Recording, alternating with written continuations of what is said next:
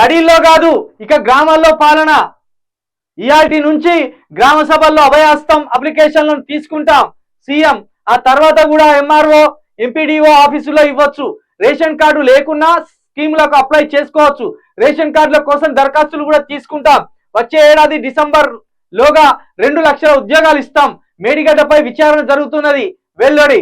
6 గ్యారంటీల లోగా poster application form విడుదల. చెప్పినాం కదా, వచ్చే ఏడాది డిసెంబర్ లోగా 2 లక్షల ఉద్యోగం ఇస్తాం. ఈ 2 లక్షలు కూడా ఇప్పుడే చెప్తున్నా, 2 లక్షల ఉద్యోగాలు వేయడం అసాధ్యం. ఏది వచ్చే డిసెంబర్ వరకు.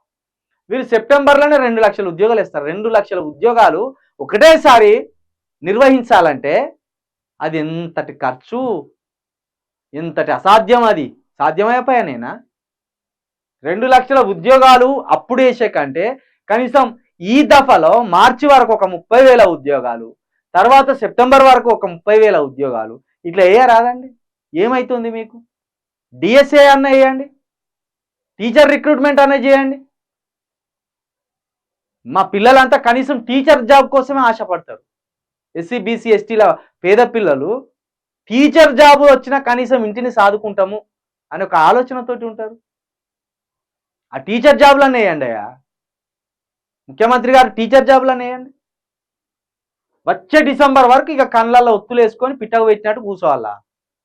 అప్పటి వరకు మరి 4,000 వేస్తావా? అప్పటి వరకు నిరుద్యోగ భృతి అని అన్నావు కదా, ఆ 4,000 అని వేస్తారా?